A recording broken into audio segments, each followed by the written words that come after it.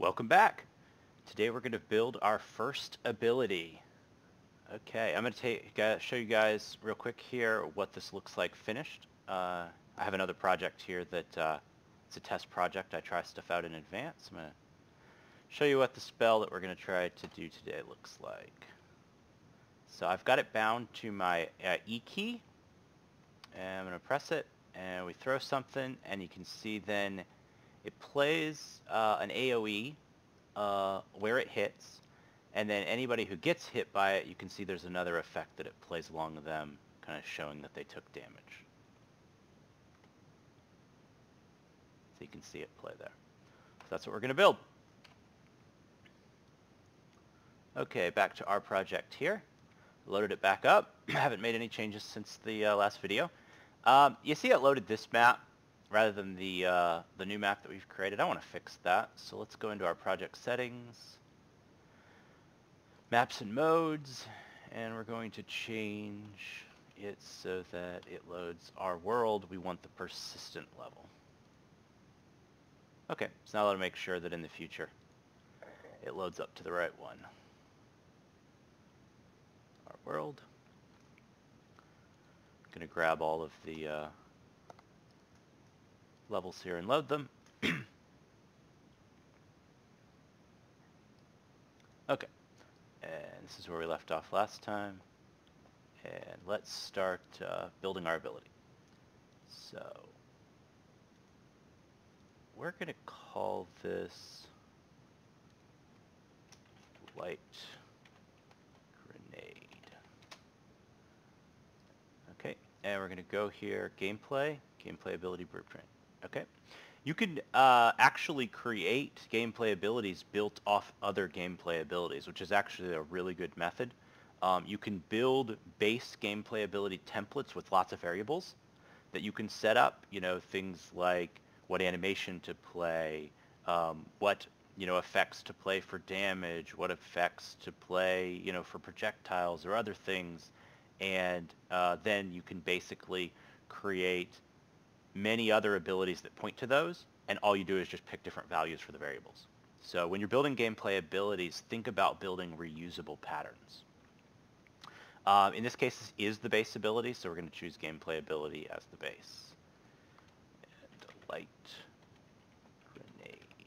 Oh, if I could spell right. Okay. So let's open this up.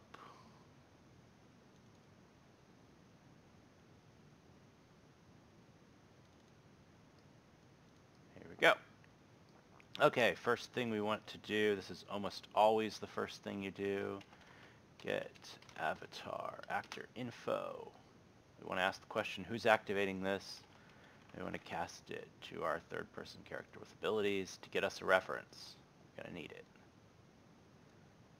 And I usually like to create a variable over here.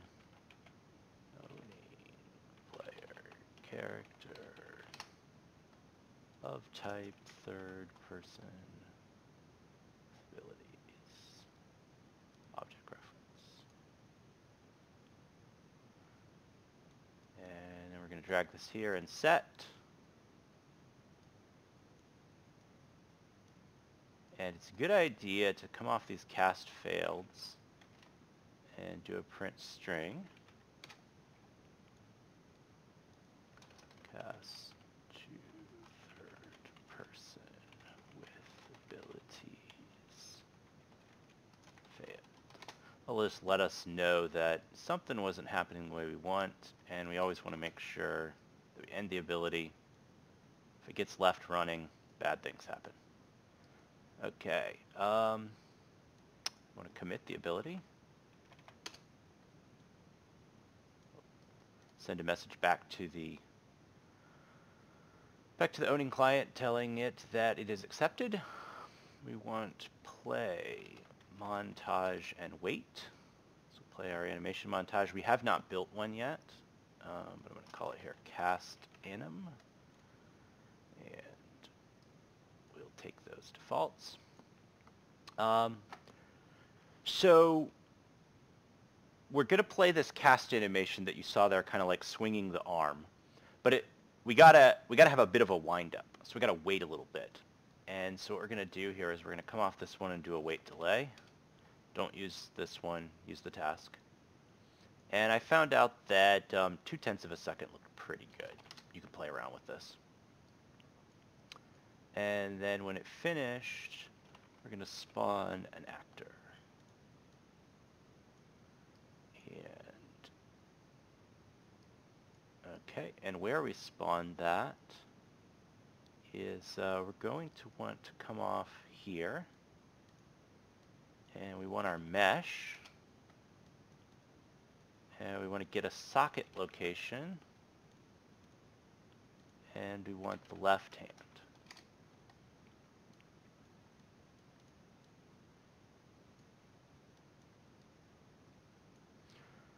And we want to add a little bit to that. Just let it start a little bit out in front, otherwise it doesn't look right. And so we're going to come off here and off of our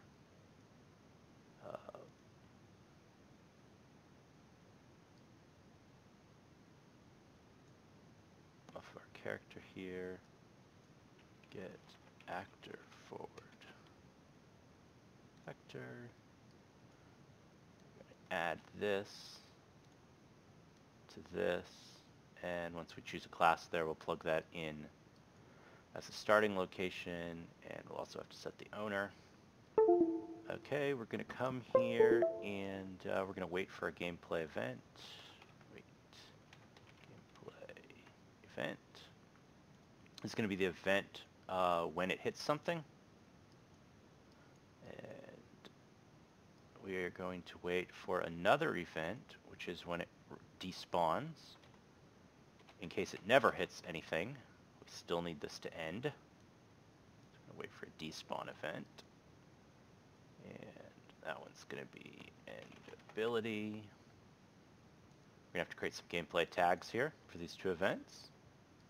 And we're going to break this payload. And in this case, we're going to be interested in the target data. Get target data origin. Where did it hit? And we're going to make that make gameplay. Yeah, matters sometimes what you pull off of. Make gameplay ability targeting location info.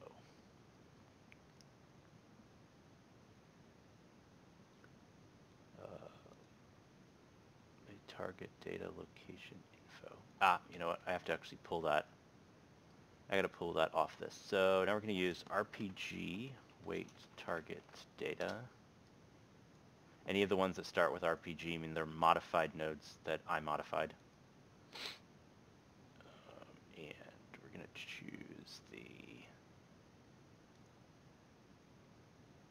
radius one because we're interested in everybody hit within a certain radius. So the start location we're going to pull off, make, there we go. Now it's got what we want. Give this some more room. Plug in the literal transform here.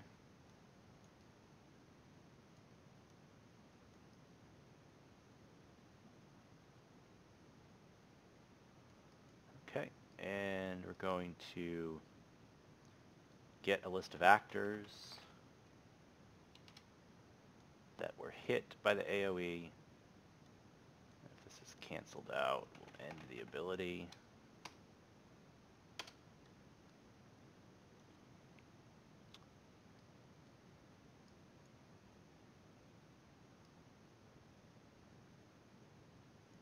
Okay, once we have valid data for each loop, and we'll loop through everybody. And we're going to get the ability target data from actor. And we're going to apply a gameplay effect. Effect to target. And that's the target we're going to apply it to. We still need to make that gameplay effect. And then when it's completed, we will end the ability.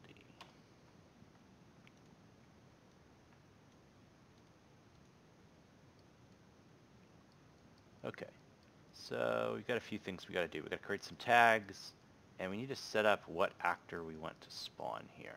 And there's actually going to be two. So what we're going to do is we're going to go here to this class. We're going to do a select,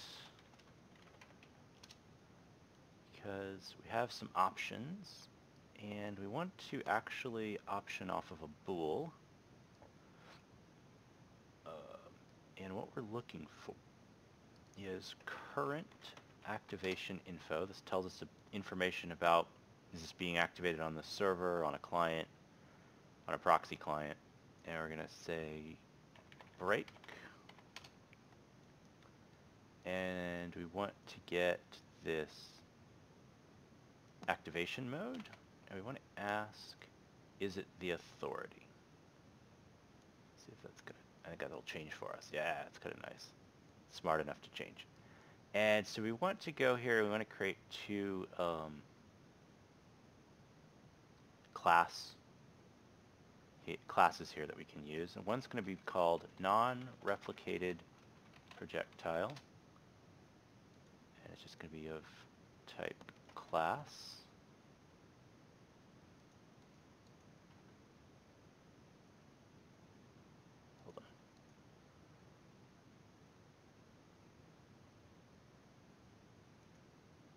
Actor.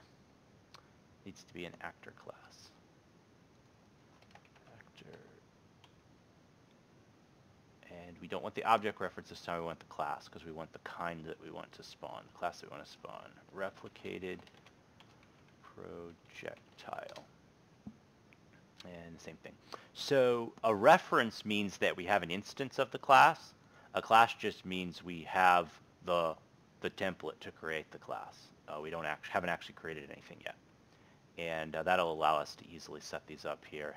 Some variables we can control externally, and so we will use this one for true, replicated on authority, and non-replicated on the owning client. So remember that gameplay abilities only run on the owning client and the server. They don't run on the proxy clients. One of the things that I often do here in advance to try to figure out, get everything set up, is I create these swim lane diagram, and I split it up into owning client, server, and proxy clients, so I can understand the timeline and the order of events. So I've kind of got one here. Basically, we're going to press the key to fire it. It's going to be the E key, and I'm using the up key on the gameplay controller, gamepad. It's going to spawn the projectile. But that press key also created an RPC down into the server.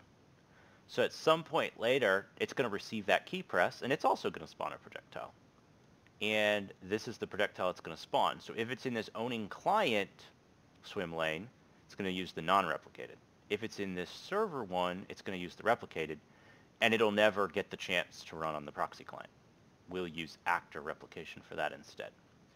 And so it spawns a projectile here. Well, when that projectile spawns, because it's a replicated one, it sends a message to all the proxy clients saying, hey, you need to spawn this thing the server constructed. It also is going to send a message back to the owning client to tell it to spawn it as well. Now, normally what we would do is we would use a little bit of C++ to have it so that it doesn't send the message back to the owning client. But because this is a blueprint stream, I'm not going to do that, and I'm actually going to use a bit of hackery, where we're actually going to have it spawn back to the owning client, and we're just going to hide it. Maybe in a future stream I'll show you the C++ that we can do to properly set it up so that it doesn't even replicate it back to the owning client. But unfortunately, we can't do that in Blueprint.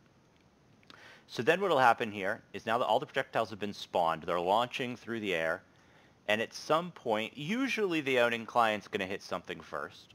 And so at some point, it's going to hit something and send a gameplay event that then is going to come back to this ability where we were waiting for the gameplay event, which then this ability here gets the targets, loops through them, and applies the damage. At some later point, the same thing's going to happen on the server. It's going to get a hit event, send the gameplay event, and get the targets, apply the damage. If there's any discrepancy here, the server's going to win and override what's on the client. And then this projectile that spawned through actor replication on all of your proxy clients, which means all of the rest of the clients that aren't the owner, are also going to hit something, get a list of the targets, and apply the damage. So this is truly client predictive in how it works. And so even under high lag situations, everybody looks like they're running in real time with no lag, even though that's not what's really happening behind the scenes. And then the server's going to be the winner here. And what happens there is what will eventually happen everywhere else. Okay, so we got a few things to do. We got to create this casting animation. We got to create some projectile actors, and we got to create some events. So we got a few things to do here. Let's see here what I did on.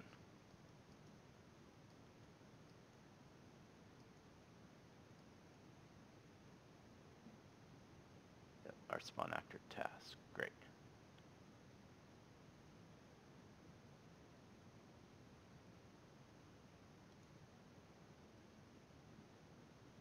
Ah, interesting. Okay. I was just comparing to the other one. I did not use this task last time, so let me fix that. I'm just doing a normal spawn actor from class. Yeah, there we go. It's like that just doesn't look like what I was seeing. I'm going to split this struct pin, and now we have somewhere to plug this into, and we can plug our class in here and hook this back up. Oh, we actually want to wait till the finish of that delay. Otherwise, that would be problematic. We wouldn't be waiting. And that's going to look a lot better. I'm also going to grab off of here the I'm going to grab here, get actor rotation. Make sure we got this pointing the right direction. And we'll set that up here too. Okay. Let's go create one. Well, let's go create the animation. So we're going to go down here to our Paragon Serath, characters, heroes, Serath, animations, montage. And we need a new animation montage with the Serath skeleton, and we're going to call this cast montage. And we're going to come over here and we're going to grab the cast animation. And we need it in the upper body slot. And there's a problem. Remember that the upper body slot needs the melee twist channel to actually twist the pelvis, otherwise it looks really bad. So we're going to go here and we're going to kind of draw one in that looks pretty good. You can play around with this a bit more and maybe get it looking a little bit nicer, but I was pretty happy with what I got after about 30 minutes of tweaking. So animations, montages. Okay, so I went and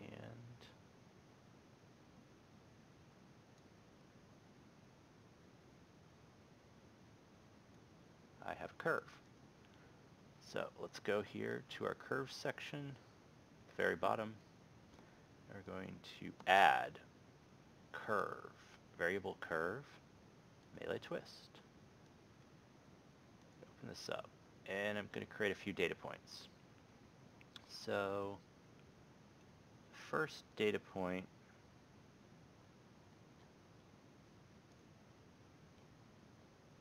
I started at 0, 5, and I set all these to type auto. And the second data point, around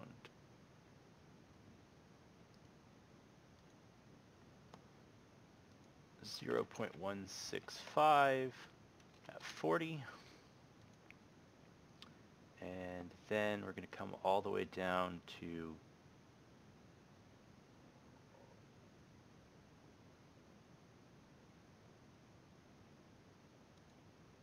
0.29. So edit 0.29 at -30. I keep hitting this zoom to fit vertical so we can kind of see it a little bit better.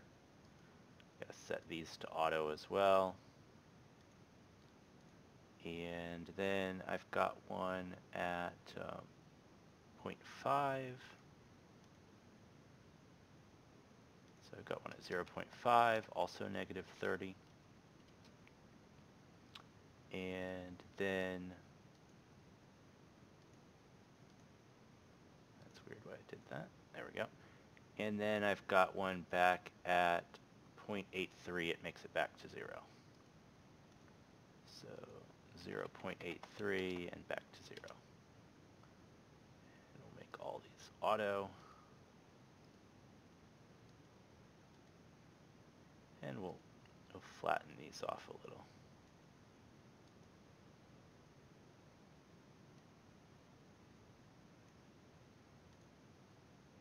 There we go. I think something like that's probably going to look good. Okay, so we've got our cast montage. We can come back here and we can choose it. So it's going to play that animation. Remember, we waited 0.2. So now I got to get these replicated projectiles. So let's build the non-replicated one first, because we're actually going to copy it to make the second one, which is only slightly different. Okay, so we want to do this non-replicated projectile. This is just an actor. So we're coming back to our light grenade folder, and we are creating a blueprint class of type actor, non-replicated projectile, which I already have one of those in here with that name. So I'm going to do light grenade projectile. I'll put replicated on the other one. Okay, so we want to add a sphere collision.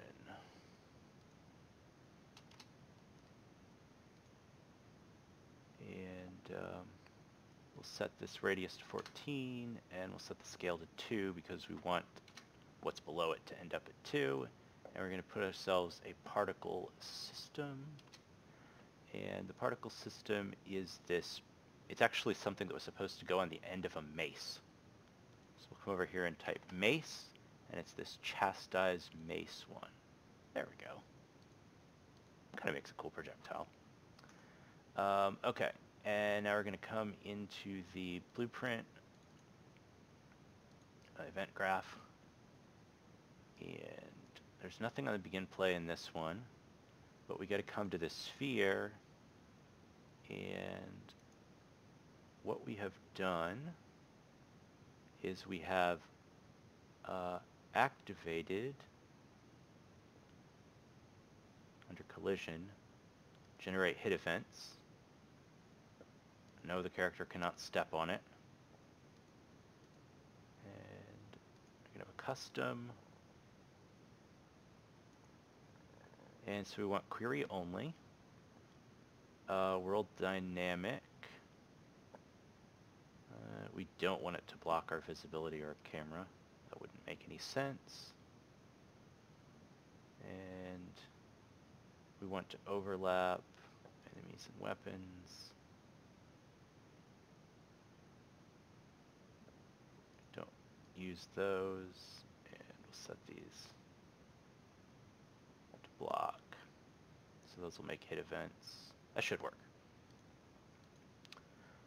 Okay. So now we want to use that sphere to create an on-component hit. And we're going to branch. So make sure we can't hit our self. So our self is going to be set as the owner. when we do this, and we're going to say not equals, that is exclamation point equals, that's exclamation point is the not in C++. Okay, so it's not us. Let's grab this hit event and break it. It's going to have something we need.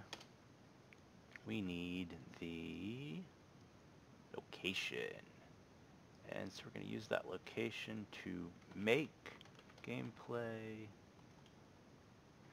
Yeah, we're going to have to drag that off somewhere else to get that to work right. So let's do on true that it's not spawn emitter at location.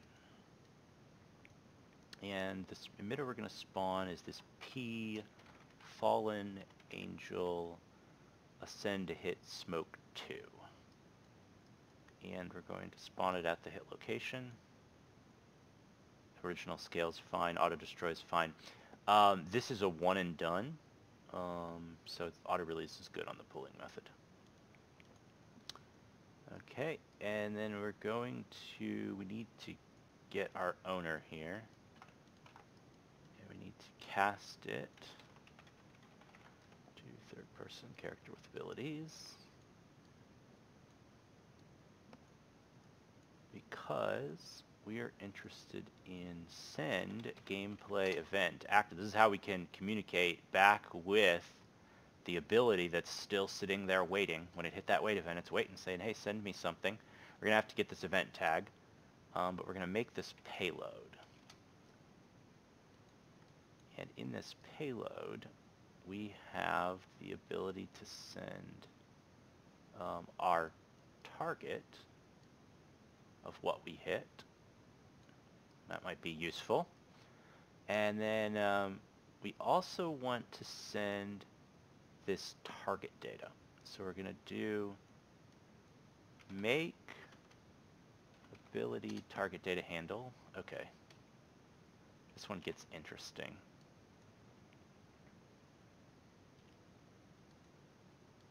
There's actually multiple here, right?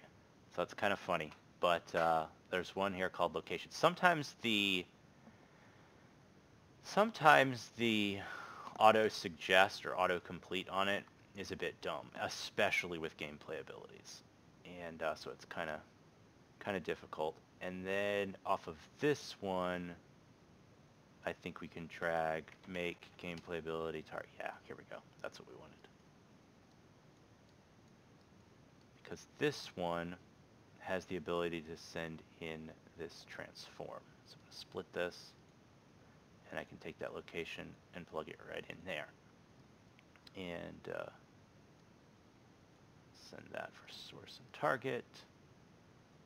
And I don't think we need to send any other information. We are going to need to create that tag.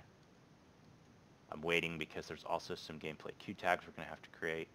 And then when we get done with this, we've hit something, let's destroy this actor.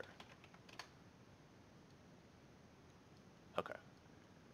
So we've now got that, and we're going to want to now duplicate that and add the word replicated.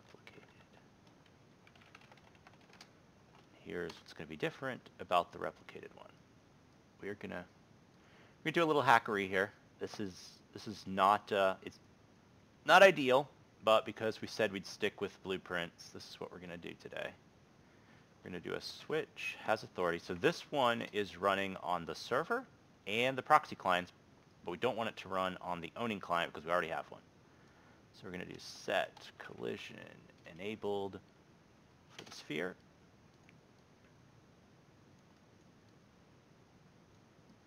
And we'll set that to query only. And then we are going to get owner. And we're going to cast to character. I try not to cast further than what we need. I could cast a third-person character, but I try to cast only as much as we need. And we're going to do is locally controlled. Branch. So this side here for remote has the owning client and the proxy clients. So we need to use this branch to switch between the two. If it is true locally controlled, then this was the owning client, in which case set actor hidden in game. Otherwise, turn on the collision, and we're going to start with the collision off on this copy, so we need to get back to our sphere, and we need to start with collision enabled, because we don't want this to do any collisions on the, otherwise it'll double run. So we're going to go here, custom, no collision. Okay, and we already have those other ones. Now we want to go to the, we forgot something. Bummer. Anyway, we'll go at it.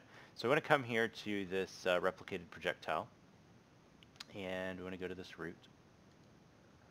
And we want to say, you know what, this one replicates movement, and this one replicates. Now this one here is, you know, owner relevancy is net relevant for. This is where we do our C++. We would inherit from an actor that had, maybe we would call it not relevant to owner actor. And we'd inherit from that, and we'd override this is net relevant for to say, hey, if it matches the owner, we're not interested. And then we would check this box, and we could get it to run. Anyway, in this case, it's not going to do anything. And we made another mistake that we missed. We're going to have to go back and change on the other one. So we didn't put this 4 in here. We're going to do 4 seconds to begin with. And we also, that's how long it's going to live before it gets destroyed on its own. And we also forgot something else here. We also want to go here and event destroyed. Say, you know what, if we did get destroyed, cast third, oh, we're going to have to get owner. Cast third person character with abilities. And we need to send the destroy event back to the gameplay ability so it doesn't sit there waiting forever. And so we will just send gameplay event to actor, and we're going to need a tag. We don't need to send any payload. So, but we do need to go and put this in that other one. So we're back on the non-replicated. Got to have that. And remember, we didn't do the 4 seconds. And the other thing we messed up is that we need to add this projectile movement component. Luckily, Epic makes first-person shooters, and so they've got us covered on projectiles. Just type it, projectile movement, which is great, because it just automatically works. Okay, here's the settings that I've found work pretty good. You can tweak these. A rotation follows velocity is good for arrows, right? This is a ball, so we don't really care which way it's pointing, but for arrows, if you want them to curve in the direction they're heading, it's pretty powerful. We don't want it to bounce, but hey, if you want to create a bouncing one, have fun. This homing is pretty cool, but we're not going to play with that today. And instead, we're just going to have it go half up of what the velocity is forward. And we need to come back over here on this one and do the same thing.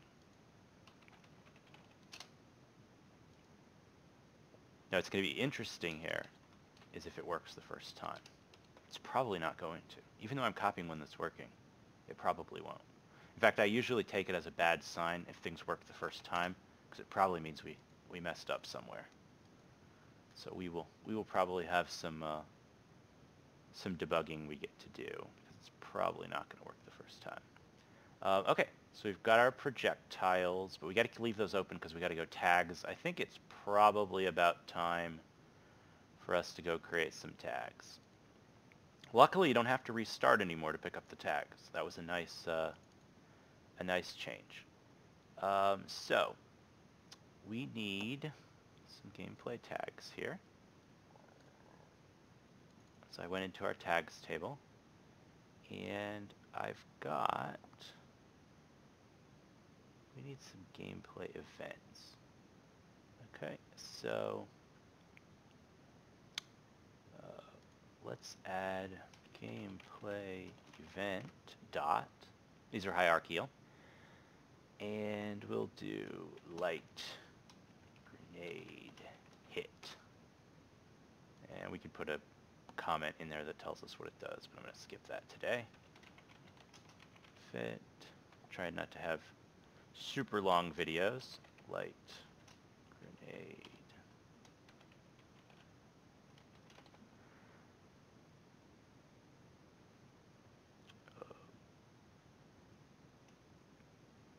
Despawned. Okay, we also need two gameplay cues. Gameplay cue, light, grenade, and this one is going to be the AOE effect, and the last one is going to be gameplay cue dot light grenade AOE hit. Okay, so let's come back over and start filling in some of these. So we come back here, and our first one, we need to wait for the event of when it hit, right? So on hit here, this event received, it's going to come down to this, get the targets hit. This one up here is just waiting and saying, hey, if it despawns, end this ability and get us out of it. We're not interested anymore. Once it's despawned, it can't come down here and fire. So we're good on that. And then we still need to create a gameplay effect. And let's go. Close the tags, and we're going to come back to our projectiles. So this one here sends the hit, and remember, then we sent this hit location info. And this one here is going to send, you know what, we despawned. And we're going to, that's on the replicated one. Now we're going to do the same thing on the non-replicated. This is the hit, and this is the despawned.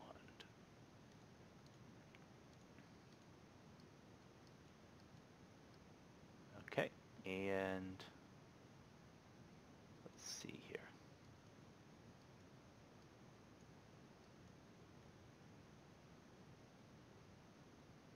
We now need to create an effect, gameplay effect. So we're going to come back into here, and blueprint class, gameplay effect. So gameplay effects are another one where it's great to create templates that you build off of, but we're going to create a root one. And we're going to call this light grenade AOE damage. Okay, and in this, what we're going to do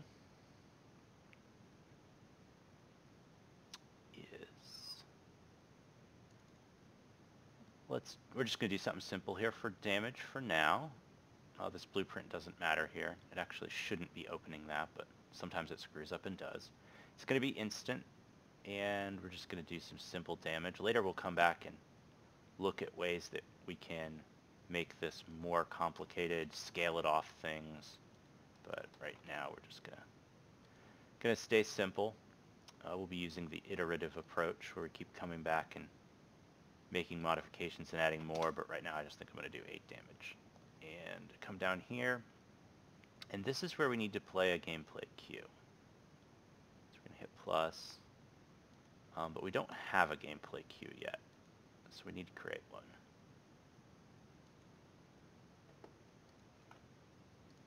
So, we're going to create a gameplay queue. Okay, this is important. So the static ones are just, it just plays something. That's all it does. It just, we play it, it's done. You can't, there's no instance of it, and you can't modify it after you start it. The actor ones are more powerful and allow us to have a tick event, have things running. There's an instance of an actor in the world, and we can do pretty much anything an actor can do. In this case, we're really just playing a static effect, and so that is fine. Light grenade AOE effect, or yeah, AOE effect. Where's the extra F? Okay, we're going to open that up. We're going to give it that gameplay cue.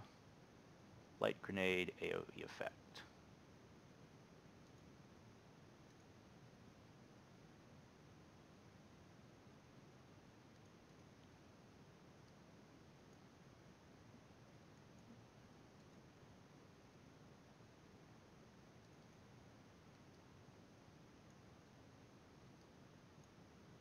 Okay, and we're basically going to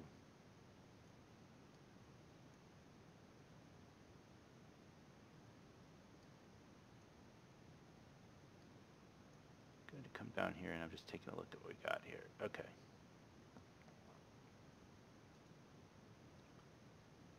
We've got two that we're going to create.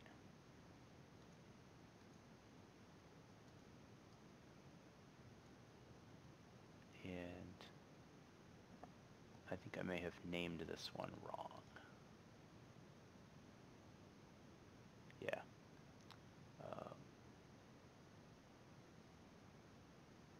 Dissolve.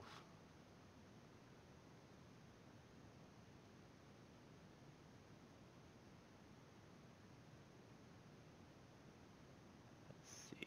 Okay. So we want to go to our on execute. We'll fix the naming later. And what we're going to do is we're going to get component by class, skeletal mesh component,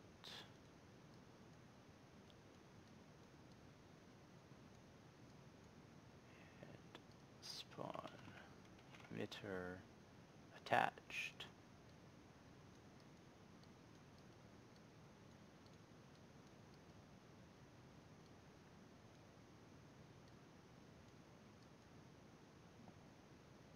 And we're going to need to know what to destroy, this particle system, because we've got to clean up when we're done.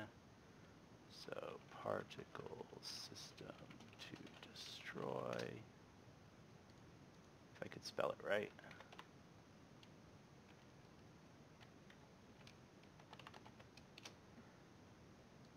And so we have type particle system object reference. We'll set that here so we have a reference to what we want to dump.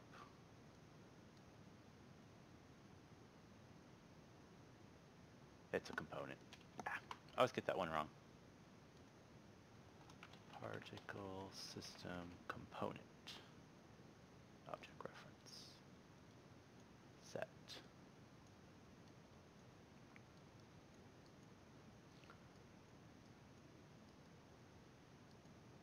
Okay.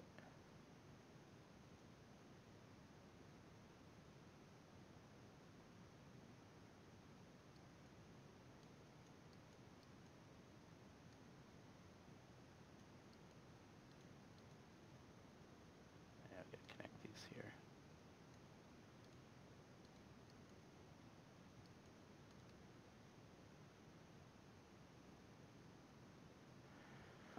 Oh, yeah, we've done it now. Let's see, what have we done? Originally, it looks like I used a notify actor, and we have a notify static here, so I don't think we need to worry about this. So let's dump that. This one ends up being a lot simpler. And it is P, Angel, Dissolve.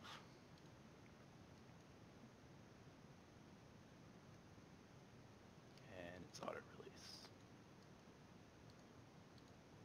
Okay. Now we do need to go here and set, Light Grenade AoE effect. It's actually the hit one. I've got that one. I'd get that mixed up, but we'll go and we'll go and change the name of this one. So Light Grenade AoE hit effect. Okay, now we're going to create another gameplay queue. And this is going to be Blueprint class, gameplay queue, and this is going to be the notify actor. It's going to actually have an actor instance, and this is going to be the Light Grenade AoE effect.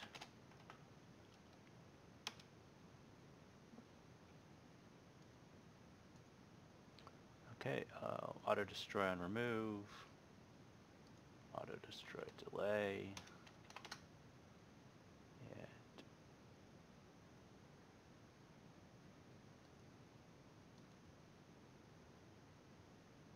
interesting how it auto picked that for us.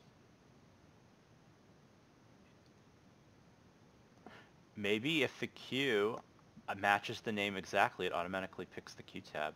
I have not seen that before, or I haven't noticed it. That's kind of cool. Okay, we'll set that up. No, it cannot be damaged.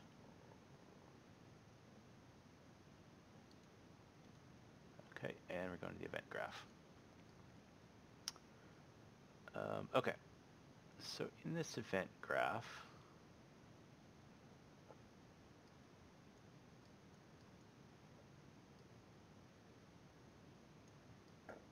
I was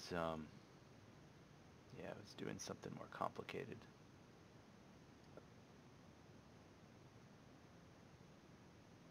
I think we can actually go a whole lot simpler. Let's dump this. I think we can go even simpler. I was doing something where I was trying to have multiple explosion effects play at random locations in the other one, and I don't want to do that here. That's more complex than I want to go here. So I'm going to dump that one. Light Grenade. Nope. Gameplay queue. We're going to try this hit impact. I want to show you this one. Light Grenade AoE effect. And it did pick the queue automatically. That's pretty cool. And the one that we want to run,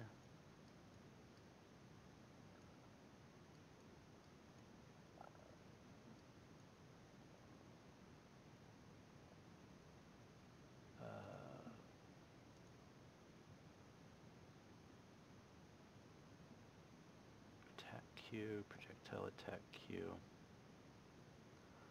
Let me check something here real quick. So on the effect, we're running the projectile attack. And that is playing this.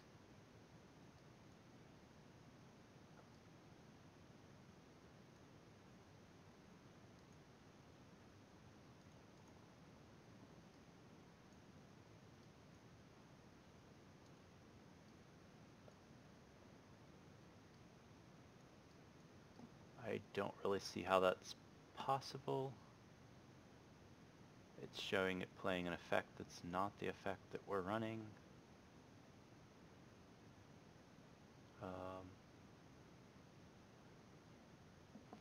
Let's go back and just double check some things.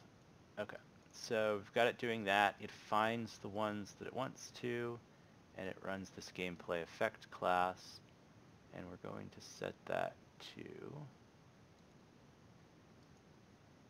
the AoE attack.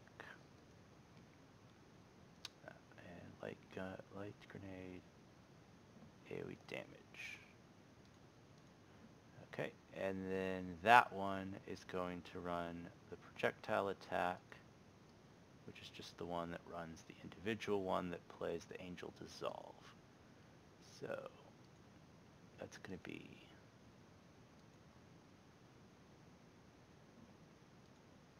this hit effect, which probably also can just be a static. And yep, there's the angel dissolve. So that one is the class defaults, grenade AoE hit. Sometimes it's hard to keep all this stuff straight. And we'll go back here. Grenade.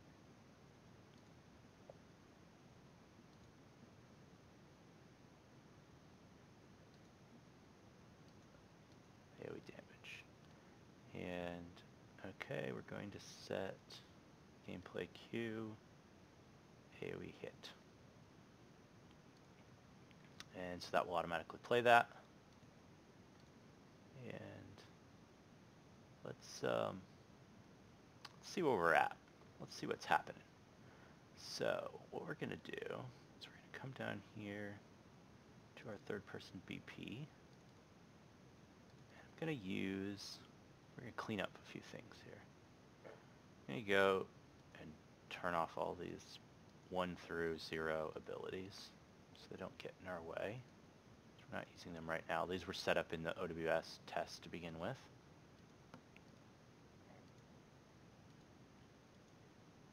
And weapon 1's going to be our melee, what do we call that?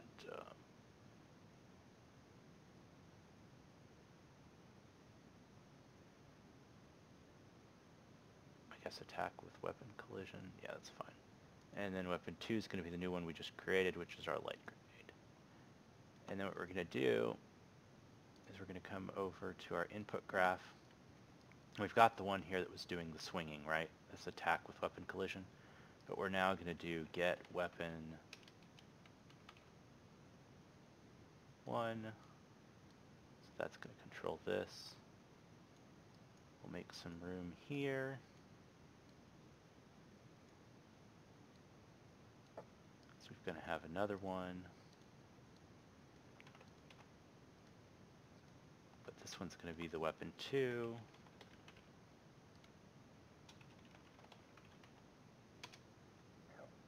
So we're able to use those classes there in class defaults to pick what they run. And I really want some custom input bindings. So we're going to go up here to project settings, and we're going to go to input. We're going to create 2 action mappings. I'm going to call this primary attack, and it's going to be bound to left mouse button and gamepad X, which is gamepad face button left. Then we're going to add secondary attack, and we're going to bind it to right mouse button and another one to gamepad face top. And then we'll come here, primary attack. It's just going to be a little cleaner. Secondary attack, let us use key bindings. And then here you can see what it's calling is this try activate ability by class. So we're not directly using the input binding system. We're calling them manually ourselves, which there's some limits to that, but that's what we're going to stick with right now. Okay, let's see what happens. I think we spawn, we gotta see where we spawn. So make sure on run dedicated server, and we're gonna hit play. Okay, so we do spawn right near here. Does the E key's not doing anything. Okay, that one is. Okay, the other one's not. Okay, so let's go and we want to drop down something to hit. So we're just going to temporarily go in here and grab our third person character with abilities, and we'll drop 2 of them here that we can aim at. Move them a little closer together.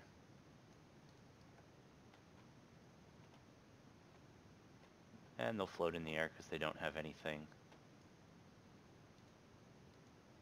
They don't have anything possessing them, which is fine, whatever. We just need something to hit. And we want to come back. And what we want to see here is if the reason that it's not activating weapon 2 is because we're not granting the ability. Those were supposed to get granted behind the scenes in the C++, but let's see if maybe it's not working. So authority, got to make sure we're on the side here for the server. We're going to do this grant ability. And we're going to grant the ability light grenade.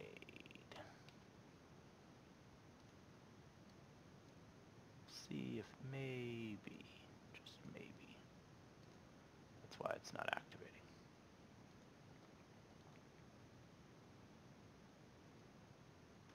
Because we should see the animation playing.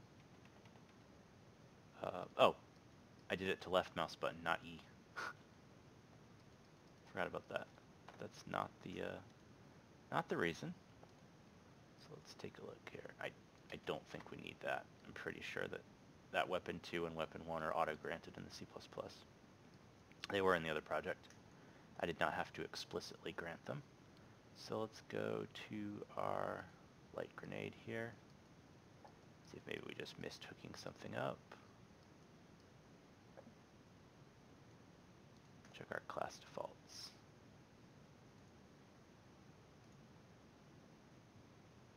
Oh, we didn't set any projectiles. That's not good. Okay. So, light grenade projectile. This is the non-replicated. And the light grenade projectile is the replicated. And we want to do instance per actor. We're going to make it so you can only do one at a time. And we're just going to reuse some ones we've got here. We can create custom ones later. Self-attack cost is going to take some mana or energy. We'll have to see. And attack cooldown. Just take the defaults there. I don't know how much time that is for the cooldown, but we'll adjust those later. Sometimes you got to watch this one here, retrigger instance stability and server respects remote ability activation. This can potentially let the client cancel it before it finishes on the server. So if we start seeing any problems with that, we'll have to play around with those settings. But those should work as the defaults. I think maybe it was just those classes set there that were causing it to stop. Let's see. No? Okay. Let's take a look. So this is what you do a lot of. Where did it get to?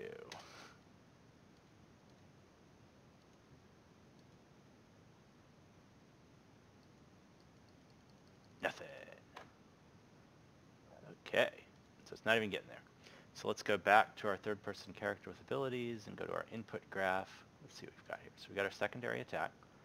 Let's double-check the bindings.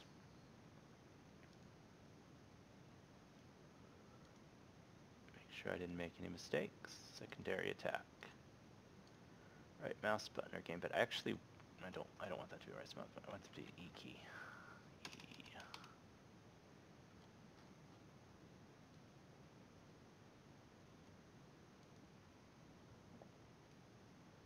Oh, looks good. It's possible that something was already bound to that other button and it wasn't getting through. So let's try that again. I could have also picked up my... Yes, that's what it was. Oh, look at that. The couple problems. So because it never hit anything, now it should have timed out at 4 seconds and it didn't, but the ability is still held. And so that's problematic. So we got to see why that didn't hit anything. So let's take a look here. So we got our projectile here. We've got our sphere. Let's double check our settings. Against just our non-replicated projectile. So let's see. Need to look at our sphere collision. Oh, you know what? Yeah, I had this problem before. That, oh no, that's okay. Oh, you know what? The sphere has to be the root. Yeah. Yep. Hold on. I had this problem before. I gotta drag that up to the root. I believe that that may fix that. I think I had the same issue when I built it. Oh, interesting. So one's just staying there. Still not getting hit events. Okay. That's okay. So we've got our sphere. And let's double check our settings. We simulate hit events. We generate overlap events. Custom. Query only. World dynamic.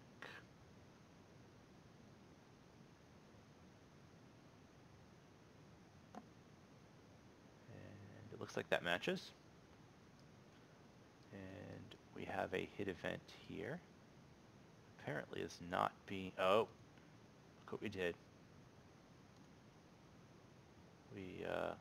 We never checked what that was equal to.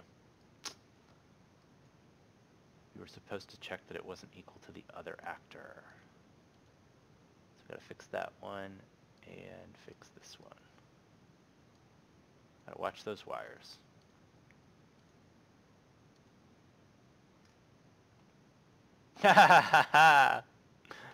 That's great. It blows up right away. Okay. Owner is not equal. Okay, let's try adding one more thing in here. And let's add not equal so that it can't blow up against itself.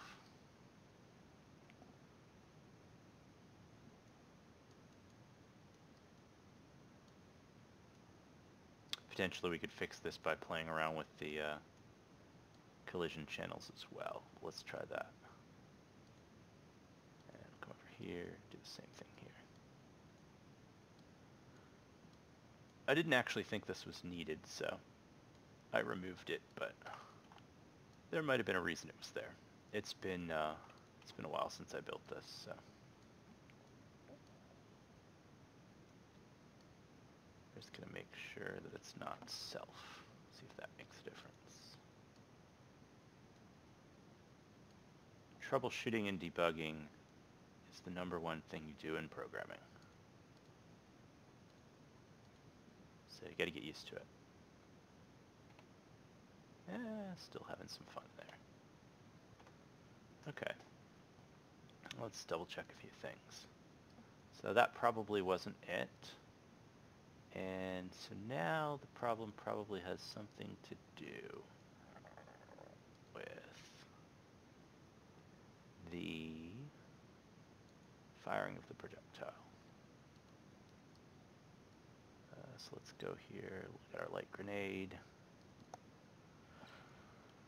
We'll dump this now, we know it's getting there, obviously. And let's just double check some of these here. I did things a little bit differently this second time here. Let's make sure we didn't miss anything. So, get our owning player controller, which is the same thing here. Last time I just connected them off of that. And we're getting the socket location of the mesh, and L, good. We're getting the actor forward vector and the actor rotation. Well, we're getting it as a transform, but that's the same thing. The active rotation. Oh, we're not setting the owner. We're not setting the owner, so it doesn't know. It doesn't know who self is, right? Where we were doing that one before self, where it was checking against the owner. We never set it. Now at least it shouldn't blow up on ourselves. Okay, we still got a movement. Still got a movement problem. So let's go in and check our projectile movement. And we're on the non-replicated. Let's make sure that we have it start off moving the right way. That's good.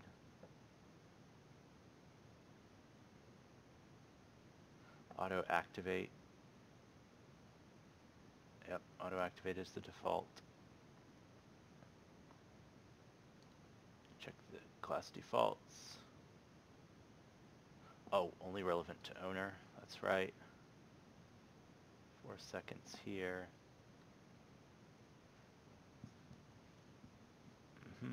That looks good. And that matches. Let's go to the replicated one.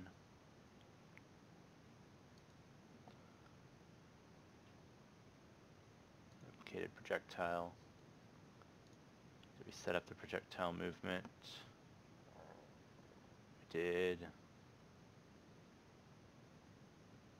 0.5. Make sure we did that on the other one too. 0.5. We did. Okay, so that looks good. Got the class defaults. We replicate the movement, load on client, and that does not do anything. Replicate was the main thing we want to check there. We still have this 4-second initial lifespan that'll should be canceling it. So we need to take a look here. See what we're potentially missing. There's no extra items.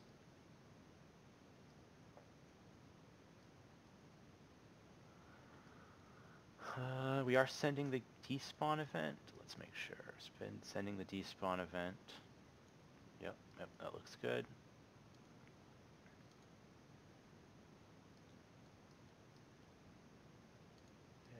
Sending the despawn event here. Probably just got something else we didn't hook up. Probably related to actually spawning this actor. So we had some stuff disconnected here. Let's take a look. Good, good, good, good, good. Looks good to me.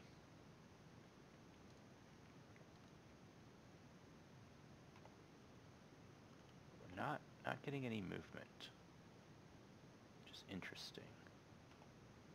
Our animation's playing. You can see it's doing the melee twist, and it's letting us reactivate it after the cooldown expires. So that's good. So we're just not getting any projectile movement. Sometimes that can be because it hits. Sometimes that can be because it hits it. So let's see here. Yeah. So we missed something here. We got to give it a little bit of an offset. So we're gonna start with 50. This get actor forward vector is normalized, so it would have just been a length of 1, and we wanted to give it a little bit of distance out there to get it going, so it doesn't hit us. Yeah, there we go. It sure looks like it's coming from the wrong place. You know what? I don't want it coming from the left hand. I want it coming from the right hand. Yeah, let's fix that. It's like, you know, it just doesn't look right from the right hand. There we go. Oh yeah, looking better. Okay, so I think we're going to have some trouble here with these hit effects. Okay, we're getting nothing. Okay, so we're going to have to add some print strings to try to trace this down. And so what we're going to do, we're going to come over here, and we want to see, we got our target data.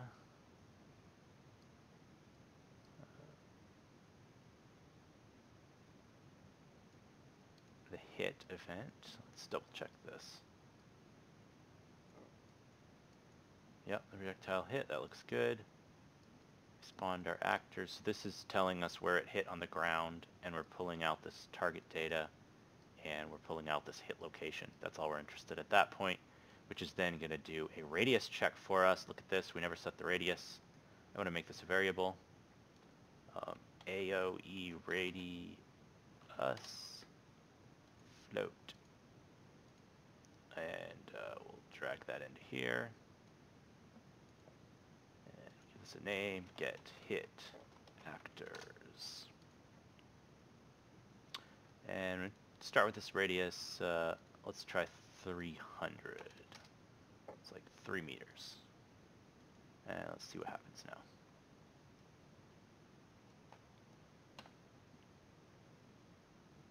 Okay. So we got it doing the main hit. Okay, so all it's missing now is it's not running the dissolve effect on the ones that are hit. You see that? I don't think.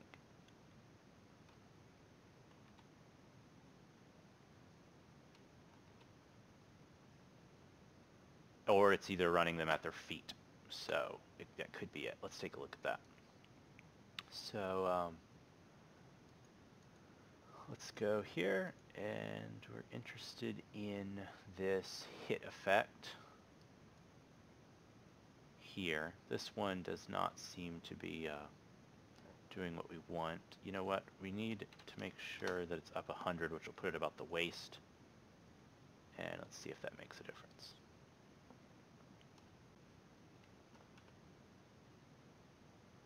Okay, still no. We will add a print string to see if it's executing. Print string. I'm kind of glad it didn't work perfectly the first time here, because now you see some of the stuff we can do to debug this. You will be doing it a lot. Execute. Hit effect.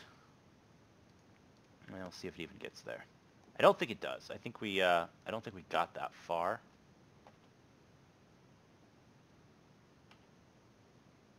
I don't think anything's calling that. So this one, you'll remember, is this light grenade hit, AoE hit effect, and I don't think we have anything triggering that. Nothing was triggering it because the attack effect, the attack effect is what triggered that.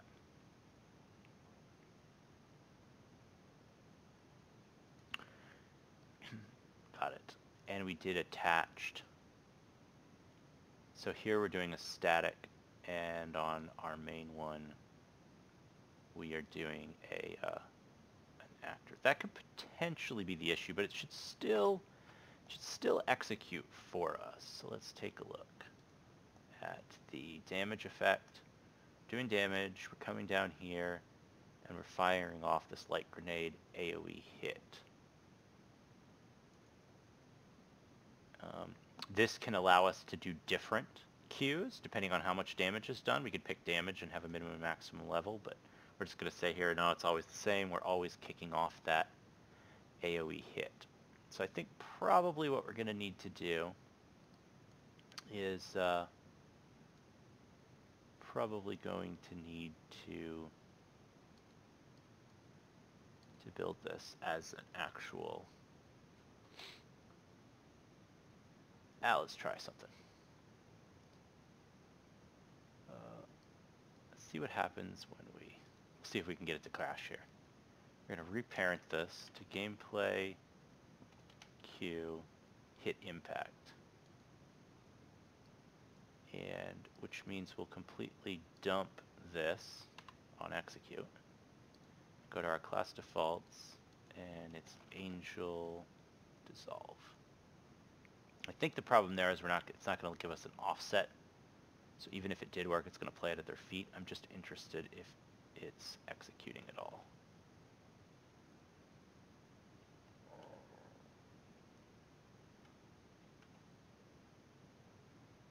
I don't see anything running at the feet. Oh, maybe.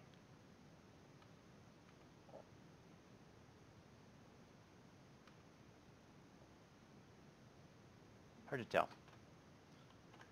Okay, let's go and change it to what we've got in our prototype here. So let's see.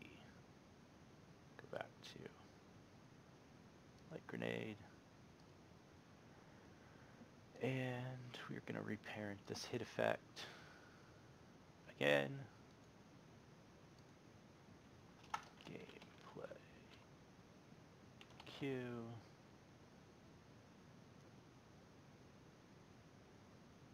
We're actually interested in the actor, which is a gameplay. Let me see what type it is. Gameplay Q notify actor.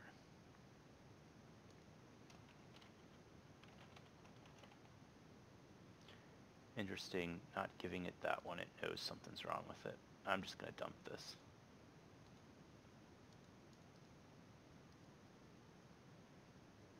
Delete. That's fine.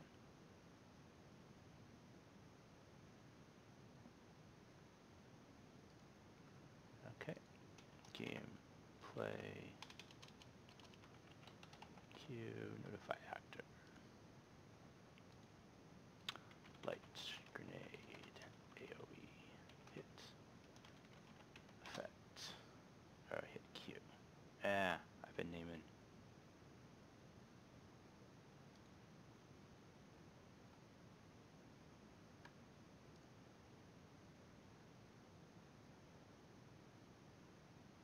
Yeah, I've been naming them effect, but that's fine.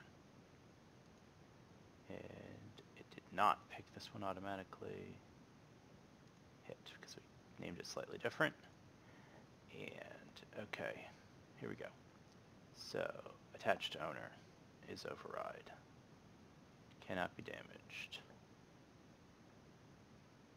Auto destroy and remove. Okay.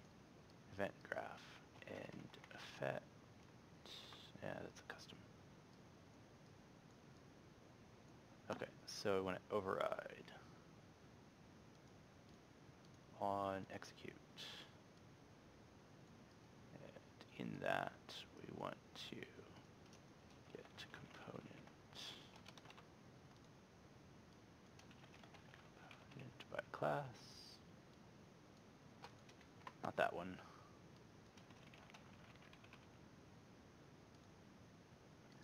And we'll get the skeletal mesh component. And we will spawn emitter attached.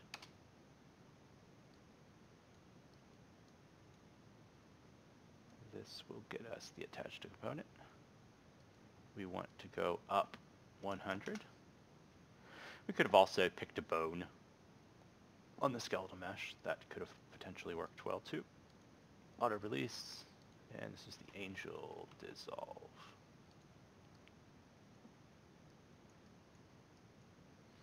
And here's where now we have to destroy this. Particle system to destroy.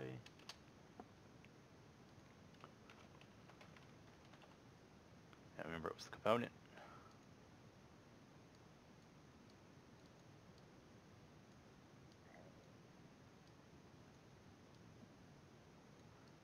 Okay, and then let me see what was destroying this.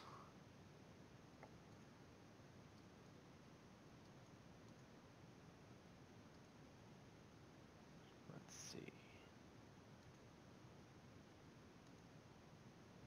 Oh, you know what? Yeah, we didn't need that, so I'm just gonna dump that. It the auto destroy took care of it for us. Okay, and I think we pointed that to the right place. So now that should fire on anybody the effect hits, which we see it's doing the damage. So that's a good sign.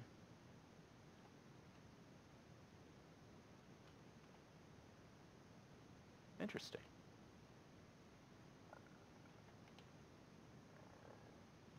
We're going 100 up, so we should be good. See what we might be missing. That matches exactly. OnExecute is the only overridden function.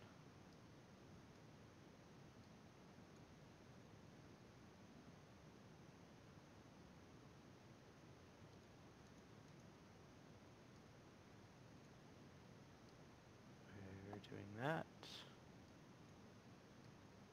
And make sure we're doing the same thing here. Relative auto-destroy when it finishes. 100 up. Skeletal mesh. There's nothing in the event graph. And the class defaults match exactly. Interesting. Okay, well, you know what? I'm going to track that one down for us for next time. I'll track that one down and we'll start with that. But we're close. We've got it doing the effect there, and we've got it doing the damage. We're just missing that trigger. I'm sure it's something simple, but we've now created our first ability. So pretty exciting. Let me know if you guys have any questions, and have a good night. See ya.